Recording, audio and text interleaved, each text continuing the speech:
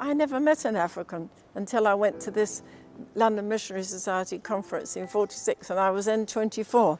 I went up to dinner, and at the table was Seretse Khama.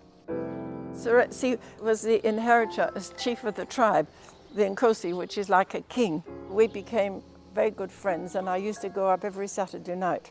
My sister Ruth didn't have anything to do on Saturday night, so I asked her if she'd like to come up with me. We met through my sister, but indirectly through the London Missionary Society. They used to have weekend sort of things for African students. They clicked from the word go. You get this attraction. It's impossible to describe, but it's just there. We discovered that we liked the same type of music. Always jazz.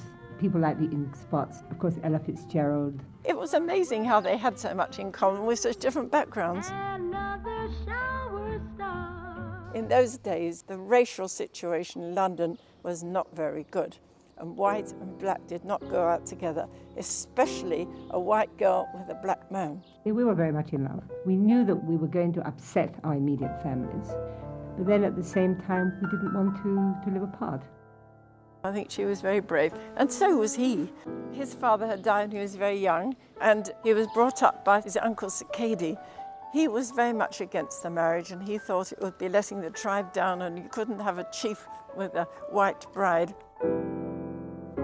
They wanted to be married in the Anglican Church. Unfortunately, Sekedi wrote to the London Missionary Society asking them to stop the wedding, and they contacted the Bishop of London, and he telephoned the vicar the morning of the marriage to say he wasn't to marry them.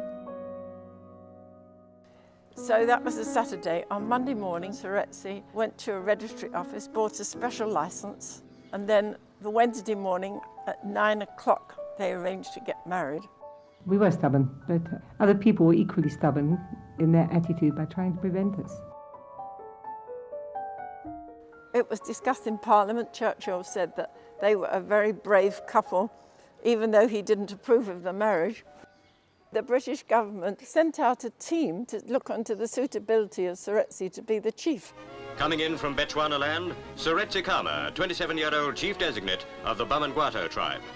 He had been summoned to Britain to discuss the future rulership of the tribe, affected by his marriage to former London typist Ruth Williams. They had a lot of protests from South Africa. They said, we don't approve of a coloured couple being in such a prominent position.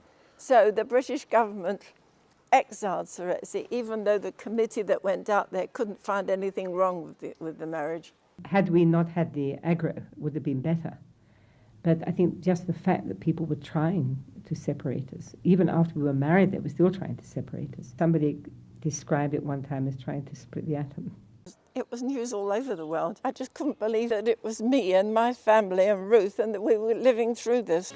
It's 6 years since the British government forbade Seretse to return to his homeland.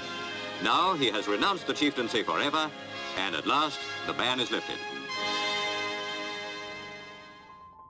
When Seretse was setting up the political party, he travelled all over Botswana.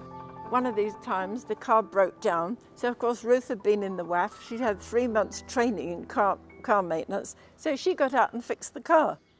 So he said, well, I certainly married the right woman.